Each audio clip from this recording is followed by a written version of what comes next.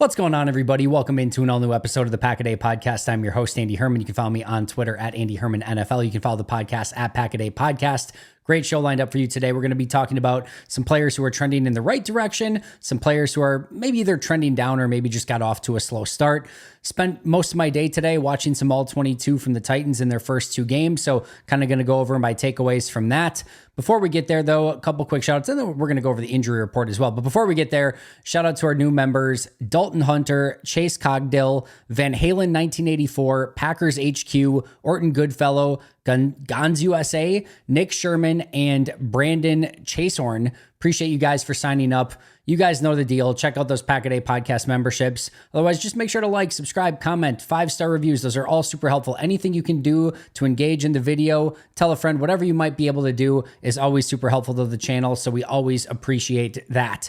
Meanwhile, I've been telling you guys about Autograph. If you have not checked it out yet, it is time to do so. And there's no better time than right now. You can win a $450 valued Packers autographed helmet by Jordan freaking Love. Yes, you can win a Jordan Love autographed helmet right now over on Autographed. I'll put all the details in the description below in the link.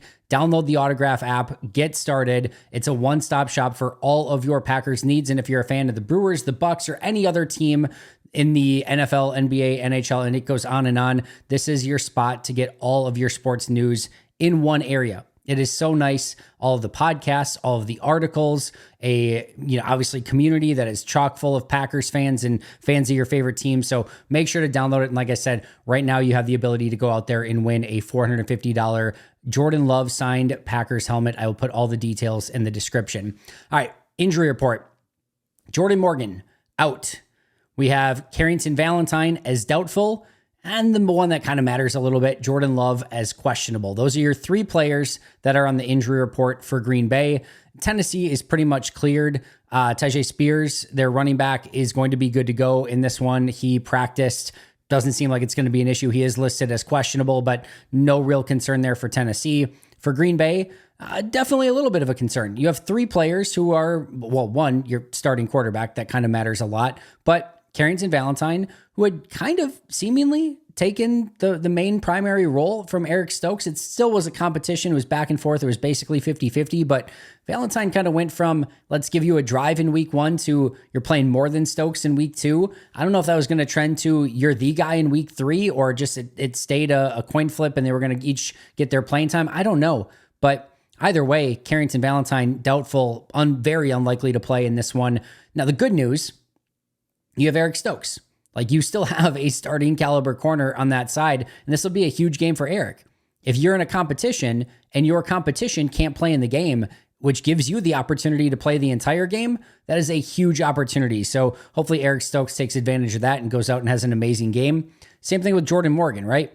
The good news is that he and Sean Ryan have been rotating back and forth. It's not like this was one of your starters that you were dead set on and like were good to go and you were expecting him. Yes, you were probably expecting Morgan to play in this game, but it already was sort of a little bit of a coin flip between Sean Ryan and Jordan Morgan.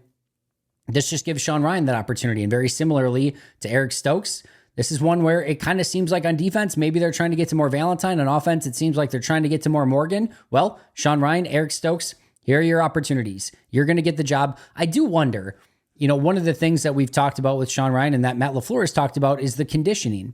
That's been a bit of an issue. Well, it's supposed to be around 90 degrees or more in Tennessee. They just came off a game where they played a ton of snaps this past week and some humid conditions. We had offensive linemen throwing up. Is there any world in which Jacob Monk could rotate with Sean Ryan? If you remember, going back to the end of training camp, it was at the very end, it like Jacob Monk did start to get work with the ones. And it looked like maybe for a second, because Morgan was still kind of coming back from injury, but it looked like for a second that maybe it was actually a 3-horse race, not just between Morgan and Ryan, but Monk was getting his name in that conversation a little bit towards the end. Does he get some opportunities in this one? Maybe it's 8 snaps, maybe it's 10, maybe it's 20, maybe it's none. I think it's probably more likely to be none, but that will be a little bit of an interesting one to kind of keep an eye on as well. But Jordan Morgan out, Carrington Valentine doubtful. It hurts depth more than anything. I don't think anyone's super concerned about Sean Ryan at right guard. I don't think anyone's super concerned about Eric Stokes at corner.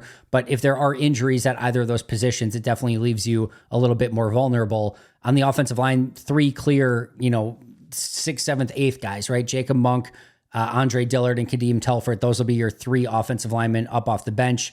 Speaking of the cornerback spot, though, I would expect Green Bay to call somebody up with Carrington Valentine unlikely to play. They're still going to have Jair Alexander, Eric Stokes, Keyshawn Nixon, and Corey Ballantyne. I'm going to do that forever while those 2 are both on the team, but Corey Ballantyne, they have 4, but they're probably going to want to call up a 5th just to give them some additional coverage at that spot. And in all likelihood, that will be Robert Rochelle. You look at the slot position, right? Keyshawn Nixon is healthy and good to go. Ballantyne has played primarily in the slot this offseason, and you have Javon Bullard who can play there, and some of the safeties can rotate down there and whatnot. So I don't think you need a slot guy. It's an outside corner that you probably need a little bit more. That's Robert Rochelle. It's not going to be Kalen King, and Robert Rochelle is the better special teams player as well. So I'm expecting Robert Rochelle and Sean Clifford to be the practice squad call-ups on Saturday. Even if Love is good to go, I still expect them to call up Clifford just to give them another option, just in case, you don't know if all of a sudden like they would warm up Jordan before the game on Sunday and they're expecting him to go, and all of a sudden it flares up and he's not good to go. And if you don't call up Clifford in that situation, now you have Willis and nobody else. So there is 0% chance, in my opinion. You might say, well, if Clifford doesn't get called up, that could be a tell that Jordan Love is going to play. I would be stunned if Sean Clifford doesn't get called up no matter what. Now, is it possible that Clifford gets inactive or is like the number 3 QB, something like that? Yes, I think there is a possibility of that, but I do not expect him to get not called up at all on Saturday. So my 2 expected call-ups and roster moves on Saturday, Robert Rochelle and Sean Clifford called to the active roster. If they do need somebody else, it is possible that we could see Jordan Morgan maybe move to IR. The fact that they haven't done it yet is a good sign and hopeful that he is able to return. They shouldn't need anybody at any other position. They still have enough offensive linemen, so I don't think it's going to be that. And of course, we talked about Sean Clifford. So it just seems like in all likelihood, Robert Rochelle and Sean Clifford will get called up on Saturday, and those will probably be the only 2 moves, but we will have to wait and see. And if there are any other moves on Saturday, we will certainly talk about it on tomorrow's show. I did see some people ask, and I know Matt LaFleur was asked about it, and he said, hey, everything's possible about the 2 quarterback system, meaning is there a world in which both Love and Willis could get? I just don't see it. I just really, really don't see it. If Love is good to go, you're playing him. You are not taking him out of the game to put in Malik Willis. I just don't see a world in which that exists. Could there be maybe a player or 2 here that like maybe? I just don't see it. I think this is either going to be, I think one of 3 things where Jordan is the starter and Malik is the backup. Jordan is just not ready and he's completely inactive. Or maybe there's a slight possibility because Jordan's on the active roster that you could designate him as the emergency 3rd quarterback, meaning you could go with Malik Willis as the 1, Sean Clifford as the 2, and if somehow in the game both Clifford and Willis were to go down with injuries, then you could play Jordan. You might say, well, if you could play him as in an emergency, wouldn't you just play him? I'm talking about it might just need to be handoffs and stuff at that point, but at least he can get you in and out of the offense and get the cadence down and things like that. So I could see a world where maybe it's that, but I think in all likelihood, whether it's Malik or Jordan as the starter, they're probably the primary guy. And then, again, if Jordan's not ready, he's probably just not active, or maybe slight possibility number 3 QB. I don't see this 2 QB system. I think Matt's just giving the Titans more things to think about. I don't think he's very sincere in talking about those 2 guys being one guy's going in and then the next guy's going in on the next drive or anything. I just don't see that being the case. Let's talk about some players who are trending up and some that are, again, either maybe just not off to a great start or are trending down in some capacity. Let's start positive first. And I'm not going to spend a lot of time. I want to get to the film review. And obviously we talked over the injury report already, but I think there are 5 players, and I'll give a hat tip to one other as well, who are trending up. And we'll talk about 5 players who are maybe trending down, a little bit of a stock report today. By trending up, number 1 will come as no surprise to absolutely anybody, and certainly anybody that's been listening here for any period of time, Tucker Kraft. This is somebody I've been on for a while now. I think he really came on at the end of last year, and he's just continuing to trend in the right direction. Now, I'm not necessarily even saying that like he's taken this monstrous step, because I think if you go really back and watch the second half of last year, a lot of the stuff that Tucker is doing now By the end of last year, he was doing a lot of the same stuff. But it is very clear that in the eyes of the Green Bay Packers, he has trended in that direction, that he is tight end one. And to me, it's not particularly close at this point. I've seen a lot of the conversation, well, we got to get Musgrave snaps up and it's got to be closer to even. I just disagree. I think Tucker, and I really like Luke Musgrave still, by the way. We'll talk about him maybe in just a moment as well. But I still think, to me, Tucker Kraft is number one. And this is not necessarily an indictment of Luke Musgrave as much as it is just a really awesome step from Tucker Kraft in the right direction. He is tight end one. He's a better blocker. I like him better after the catch. And yes, I think the idea of Luke Musgrave as a seam weapon, a red zone weapon, somebody that can do a lot of the receiving stuff, I think in theory, I love that idea. We just haven't really seen it come to fruition in a while. Saw a little bit of it last year, but a lot of that, if you remember, was on some sort of plays where Matt LaFleur was able to scheme Musgrave open. Haven't been a ton of plays where he's matched up with somebody and he's, getting open in his route or making a big explosive play or an unbelievable run after the catch situation. I'm not saying this is all bad for Musgrave. I'm just saying it's more theoretical at this point than it is actual. And what we're seeing from Tucker Kraft right now is actual. We're seeing results. We're seeing run after the catch. We're seeing blocking ability. We're seeing him be multiple. And when you have a tight end like that can do everything, it is such a massive value add to your offense. So we have seen, I think, a step from Tucker still, even for a little bit from what we saw into last year. And we're seeing Green Bay utilize him as the true number one tight end in this offense, which is exactly what he should be and deserves to be. And he is in the right spot for what he is bringing to this team right here and now. Number two, I've talked about this one. I think he's off to a phenomenal start. That is Elgton Jenkins. I just really love the way that he is playing right now. There is a calm about Elgton that just is impressive. And it feels like he is playing with intention. It feels like he is playing physical. It feels like he has maybe even a desire to go out and play this level of football. It's always been there. And there's been some flashes of it. Sometimes, I don't know if it's just kind of getting on cruise control or whatever it might be. There's been no cruise control through 2 weeks for Elgton. He looks like a big time, legitimate left guard, one of those guys that you need to be aware of at all times. And he has been, I know Zach Tom's been really solid at right tackle too, but to me, the ace of this offensive line through 2 weeks has been Elgton. And it's due to the fact, kind of like we talk about Tucker Kraft, where he can do both. I think Zach Tom's a tremendous pass blocking tackle. I think he's an okay to good run blocking tackle. I don't think he's great.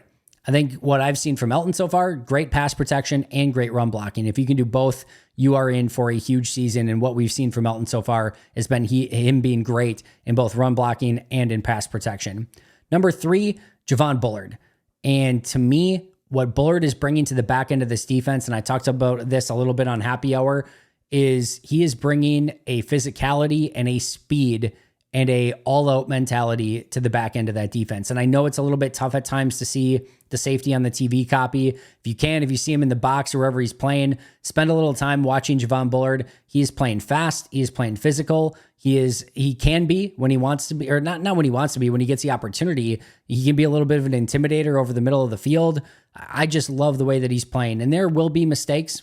He's a rookie. It's going to happen. And the thing that I love and the thing that always Matt talks about is if you're going to make a mistake, make it you playing the right way, make it playing fast. And that's what I'm seeing out of him right now is there's no hesitation. There's no like, well, I'm a rookie and I've got to make sure that I'm just being said. He's saying, no, I know how to play fast instinctual football. That's all I've ever done in my life. That's how I've got to this point right now. And I'm going to keep playing fast instinctual football. And yes, I do think there will be a time here or there. There's a missed tackle against Philly that showed up, the overrun against A.J. Brown in week one, where he's probably responsible for a huge part of that touchdown as well, because he's got to take a good angle to A.J. Brown and get him down. So that's, a 30, 40 yard play rather than a huge touchdown, whatever it was. But overall, what he is bringing to that back end and what he's showing me already is a really impressive young safety that plays fearless. And I know a lot of people going back to the Joe Barry of like, everyone's passive. Everyone's just doing this is not a passive safety. This is an aggressive safety. I love the way that he plays football. He and Xavier McKinney make a great partnership on the back end. As I've talked about all along, I do believe he's a safety. Yes, you could maybe play him in the slot a little bit here and there, but he looks awesome at safety, and I don't want to tinker with that too much. Number 4, Emmanuel Wilson. Let's rewind a month ago, maybe not even, we weren't sure if Emmanuel Wilson was even going to make this team. It looked like we were very much trending towards Josh Jacobs, A.J. Dillon, and Marshawn Lloyd, assuming Lloyd was going to get back healthy in time, that those were going to be your three running backs. And it was difficult to think of, like, could they really keep a fourth running back? And maybe they would have, maybe they wouldn't have. We don't know. But now he's your number two, and he's looked good so far. I think that's the promising part, especially week one against Philly. And I know Matt talked about this in his presser. Sometimes I swear these are the things that happen. Like probably 2 hours before Matt went on with his presser, I saw the Emmanuel Wilson block, and I was like, I should post this. And I'm like, people don't really care all that much about like a running back picking up a blitz. I don't maybe need to post it. And I wanted to get through some of my film review and my grades, so I didn't take the time to post it. And then he spends like a solid minute talking about Emmanuel Wilson on that pass block. I'm like, oh, you idiot. That would have been great to like, post out again once Matt LaFleur was talking about it. But he had a great blitz pickup in that game. And that's been one of the things that Ben Sermons has talked about that he needs to do better. And he has had to do better, but he got a huge opportunity in that game last week. And he completely, stuffed the linebacker who was blitzing on the play, which was awesome to see, because he's got the size for it, right? He's got the strength. He's got the physicality. It's just a technique thing. I mean, it's a mental thing, knowing like where the blitz is coming from and how to pick it up and where to pick it up from. But I don't see him having a huge issue with that. But the physical side, he's got the size, he's got the strength. Now it's just the technical side. And I think from a technical standpoint, that was the best pass pro or blitz pickup that I've ever seen from Emmanuel Wilson. And that's a great step in the right direction. So he has gone from somebody that, again, a month ago, didn't even know if he was going to make the team. Would he get claimed somewhere else? Would he go to somebody else's practice squad? And now he is running back 2 and looking really good. And I think may need to be more involved in this offense in week 3 so that you don't give Josh Jacobs another 30 carries in this game. And hopefully they're able to run it enough that it gets to that point. But if so, I think you're going to have to see a little bit more of Emmanuel Wilson in this one. But his arrow is definitely trending in the right direction. And then number 5, it would be hard not to mention Jayden Reed in some capacity. He just looks like the legit guy at wide receiver. And I'm not, we don't need to have a wide receiver 1 conversation. I still believe we're going to have all different players have different roles throughout the course of the year. He just looks unbelievable and super dynamic with the ball in his hands right now. And he's the guy that if there is a jet sweep or an end around, I know they'll get it to Bo Melton a little bit here and there too, but Jayden Reed is the guy. He's the gadget guy. They lined him up in the backfield, handed the ball to him, got it to him on a little, bubble screen on the outside. There is intentionality with how they are using Jayden Reed. And that's why a billion times this offseason when people said, who's going to lead the Packers in touches and yards, I said Jayden, because that's the one guy that they tend to scheme up a little bit more and that has a very consistent and solid role in this offense. He looks fantastic. He looks a step quicker even than I think he was a year ago. He looks so confident. It feels like the game is starting to slow down for him even more. While he gets faster, the game seems to get slower. He's been fantastic and phenomenal, and any other adjective you want to use through these first 2 weeks. And I'm really excited to see if he can kind of continue this pace moving forward, especially once Jordan gets back, whether it's this week, Minnesota, or whatever. I think he's only going to take off even more from there. And then an honorable mention for the trending up, I have to talk about just Malik Willis for a second. This is a guy who didn't know if he was going to make the Titans, and if he didn't, he would probably get released. And would somebody claim him? Was he going to have to go to some practice squad? The Packers trade a 7th-round pick for him, and even then, Jordan's the starter. Are you ever even going to see the field? And he gets in. He gets traded to Green Bay. He gets to be the backup. Jordan goes down, and he has a really impressive week 2. And this is one of those things where if like he comes into Green Bay and he struggles in Green Bay, yeah, he probably gets another opportunity somewhere in a camp, and maybe next year, maybe Green Bay, maybe somewhere else. But it's certainly not going to be a great sign for Malik. And then he goes out in that game and shows like, hey, I can manage the game, make some plays with my feet, make some plays with my arms, and I can be a really good backup. And that'll get him another 5-10 years in this league if he can just show that whenever he gets the opportunity. So have to give him a little bit of a hat tip as well, or an honorable mention here. It's certainly trending up for Malik Willis. I'm not saying it's like, exponential growth here or anything, but that was a really solid performance and really helped, I think, his overall stock, just not only with the Packers, but with the NFL and the rest of the teams moving forward. So my trending up, Tucker Kraft, Elton Jenkins, Javon Bullard, Emmanuel Wilson, Jayden Reed, and an honorable mention to Malik Willis. Trending down, I'm going to say number 1, Quay Walker. We don't need to talk about it anymore. We've talked about Quay all week. confident that he'll have a bounce back week. Maybe confident's the wrong word, but I'm confident that he'll find his footing a bit more than where he's been at these last 2 weeks. I don't think it's all been on Quay. I think he is learning a new system. Let's give a little bit of time here. I'm interested to see what this looks like. I do think there's a couple things that you can look at that he's taking a step in the right direction, even though sometimes he's taking a literal step in the wrong direction in some run defense. But the line in front of him has been inconsistent and not in the right place at the right time. And I think that can cause some chaos for linebackers. Let's just see when this system gets a little bit more ingrained and people know what to expect from each other. Let's see if this slows down a little bit for Quay and gets better as the season and the year goes along. But I would really like to see Quay take even a little bit of a step. Just let's get to neutral right now. It doesn't have to be over the top, doesn't have to be great. Can you just be, average at this point? I think that would be a good step for Quay. And then we'll take, hopefully, just little steps to get even better and better and better as the course of the year goes along. Number 2, Colby Wooden. Nothing necessarily due to Colby, but he's active week 1 and gets 0 snaps, and week 2 he's inactive. This is a player who saw a decent amount of rotational snaps as a number 5 defensive tackle last year, and we all expected him to be the number 5 defensive tackle. I don't think anyone was penciling in Colby ahead of Carl Brooks or TJ Slayton or Devontae White or Kenny Clark. But I did think we would see, maybe 8 to 10 snaps from Wooden pretty much every single week as a part of that rotation. And instead, through 2 weeks, he's at 0. So that, to me, is a step in the wrong direction for Colby Wooden. I think he put on some good weight in the offseason, which is a good thing. I think he's looked better against the run, but he's going to have to find his niche. First of all, get active on game day. And then when he does get some opportunity, he's going to need the most of them. But right now, does not seem like Colby Wooden's going to have any sort of role on this defense.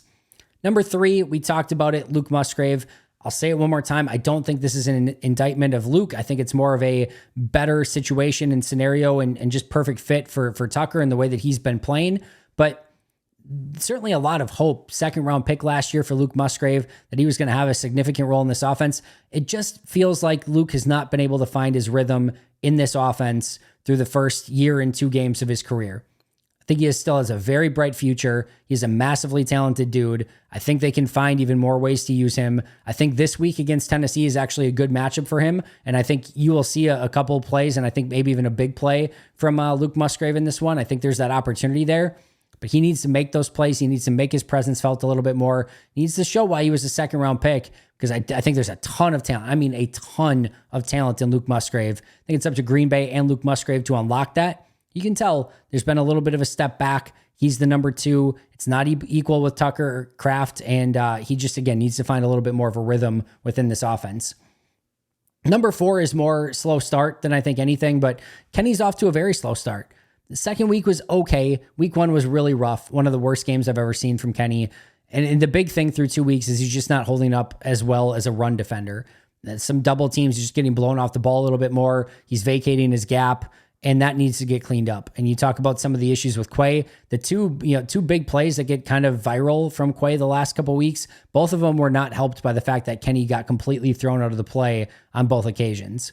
So Kenny needs to be better. He will be better. He'll settle in as the season goes along. But this is something that we've been seeing with Kenny, and I hope the trend can kind of stop here, because Green Bay can't wait for him to kind of get in a little bit more form, and I don't know if it's game shape or what, but they need him to play well right now. And this week against Tennessee would be a great place to start, but not a great 2 weeks for Kenny, and hopefully that starts remedying itself over the course of the next week or two, and then of course for the remainder of the season from there. Number 5, our 3rd defensive tackle on the list, Colby Wooden, Kenny Clark, we talked about. TJ Slayton. This is somebody who got a lot of praise from Jeff Hafley. Looked like he was going to be maybe even the starter ahead of Devontae White. And there are still, he still gets, I think, in there very early in the game. He's in some more base down sort of stuff, but very, very, very quiet start from TJ. A couple okay snaps here and there against the run, holding up against some double teams, but also some plays where he's getting moved off the ball more than you would like to see. This is a contract year for TJ Slayton. There was a lot of hope and expectation for him going into this year. Hopefully he can kind of get it turned around, but this is a big year for TJ, and he needs to play better than what he has over the last 2 weeks. I think he was only at 19 snaps this past week, so he's got to get on the field, stay on the field, and show he can make an impact. All right, let's get to our film review really quick. We're obviously going to break down Packers-Titans a little bit more when we get to the pregame show, but here were some of the stuff that stood out to me from the 2 games that the Titans have played. Again, watch the all-22 every snap from their first 2 games. Start with the Titans defense. to me, I was really impressed by their linebackers, Kenneth Murray and Ernest Jones. They were playing attacking, downhill, physical football. And there was one play where Ernest Jones against the Bears, he blitzes and he just comes over the center and just chucks the center to the ground and then gets an immediate pressure on the play. So that's the type of physicality he plays with. They flow to the football. They make it, we talk about Jeffrey Simmons and Tavondre Sweat inside. You get past those two, and now you've got two physical linebackers waiting for you. So that definitely stood out. Speaking of which, I've talked about this, but listen, running inside is going to be a chore. Not only, again, with Sweat and Simmons and some of those defensive tackles, but Coburn's no small dude either there, but also with those linebackers. Murray and Jones, like I said, are physical there. You don't necessarily want to be making a living of running inside. But I did see a variety of plays in both games, some stretch plays, some toss plays, where they were able to get on the edge and attack their edge defenders more. And both the Bears and the Jets had success with that. A Braylon Allen touchdown run was one of those. There was another big Breece Hall run that broke out. Chicago had a couple as well. So there are ways to run on this team on the edges, but I do think the interior is going to be very, very difficult to run on. And I'll add on this too. I do think there is a real, if Malik Willis is the quarterback, I do think there is a real way to incorporate more read option. And I do think that it can be a very successful play against this Titans defense. Let's see, batting down passes. That was something that showed up a ton from this Titans defense. They get their hands up. If they realize they're not going to get to the QB, they will get their hands up, and they deflected and knocked down and batted a ton of balls in these first two games. So beware of that. And then you have to find a way to keep them honest. Meaning, Malik Willis is a starting quarterback. You've got to find a way to be successful throwing the ball, probably more than the 14 times they threw last week. If Tennessee, can hone in on the run and just play downhill, it is going to be very, very difficult to run. So you've got to keep them off balance. You've got to make it so that you have the threat of passing the ball. And if not, like I said, I think they're just going to key on the run game, and you're going to see a lot more of what we saw against the second half against the Colts last week, where Green Bay couldn't get anything going because the Colts were keying up on the run so freaking much. And that's why it's so important that if it is Malik Willis or Jordan Love, that they stay balanced as an offense and can show that they can throw the ball as well. Otherwise, the Titans are just not going to honor it at all. Excuse me. Titans offense, Will Levis, man, he will let some intrusive thoughts get the best of him, as I think Justice said the other day. But he also throws, like, there are 2-3 balls where he just rips in that look unbelievably gorgeous every game. Like, you can see the upside with a few of his throws every game. And then there'll be one where he's rolling out and throws at their feet too. He's a bit of a chaos monster. You don't know what you're going to get. You're going to get some unbelievable throws. You're going to get some plays where you're like, what the heck is he thinking? It's just kind of all over the place. But the good is really good, and the bad is really, really, really bad. Dylan Redun's their right guard. He was susceptible to a quick step and an arm over move. Hello, Carl Brooks. That is his go-to move. Like, if they can get Brooks on Redun's and some obvious passing downs, he's going to use that move, and he's going to get an immediate pressure in this game. Whether it amounts to a sack or not, we'll have to wait and see. But I guarantee you, Carl Brooks is going to be good for a couple pressures in this one if he can get lined up over Dylan Redun's in some obvious passing situations. I think Devontae Wyatt, too, his quick first step, that right side of the line, we've talked about Petit Frere against Rashawn Gary, but that right side of the offensive line, I think Carl Brooks, Devontae Wyatt, Rashawn Gary, LVN, I think those guys can eat against the Titans' right side of the offensive line. Packers need to be aware of bunch formations. Titans, when they realized that they were going to get some man coverage, ran some crossers underneath on some bunch stuff and got some natural rubs and picks and just had some super easy completions. And the one thing that you don't want for Will Levis is those super easy completions. So they're going to have a plan if they want to play man in this game and they see some bunch formations. They're going to have to know to communicate it very well or to audible into a zone, whatever they need to do, because Tennessee will have success with that if Green Bay's not prepared with what to do in those man-to-man situations when Tennessee is in bunch. The Packers run defense is going to have to be sharper. Spears and Pollard are a really good 1-2 punch. Spears looks dynamic with some of his cuts, and Pollard is running much better than he did a year ago. Green Bay is going to have to make it so that Tennessee hopefully becomes one-dimensional and has to pass more, because that running game definitely has the ability to get going. They will run a ton of screens. Some were successful, some were not, but they're going to challenge you with your screen game. So Green Bay's defense is going to have to be very keenly aware of some of those tight end, wide receivers, and running back screens. They'll use it to all three. And then Will Levis's athletic ability and escapability, quite frankly. There are a couple plays where he pulled some Houdini stuff these last 2 weeks. So just when you think you have him hemmed in and you're going to get a sack on him, all of a sudden he escapes and ends up with a positive run. So he's got escapability and he's got athletic ability. And there was like a 20, 25, 30 yard run that he had last week. Like he has the ability to take off and scramble. I'm not saying he's Anthony Richardson, but if you let him, I think he can have a very Tommy DeVito type running game like we saw the Giants and DeVito have against Green Bay last year. You don't want that to happen. DeVito is sporadic with his arm. Levis is sporadic with his arm, and you want to make it that he beats you there. Now, I'm not saying you sit back and play him like you did Anthony Richardson or Jalen Hurts. I want to see these guys getting pressure, but it can't be like chicken with your head cut off pressure. It's got to be smart. It's got to be cohesive, all four guys working together, or you maybe have to spy him a little bit, but whatever it is, he does have the athleticism to take off and some really good escapability traits as well. All right, that is going to do it for me today. That is my tape review. We will break down the full game tomorrow in our pregame show. Shout out to our Hall of Fame and All Pro members: Most Hated Minnesotan, PJ Wynn, John Wild, Shea Dad, Brendan Pauletta, Jennifer Wright, Boom Handle, Donald Lee, Lori Lord, Baby QB, David McCluskey, Donald Decker, Dan Miller, Alex Hwang, Arnaldo Espinoza, Peter Rataka, SoCal Pack, Dan Guestford, Love and Football, Jay Zimmerman, B Brown, and Jay Foreman. I will see you guys all soon, but until next time, and as always, go Pack Go.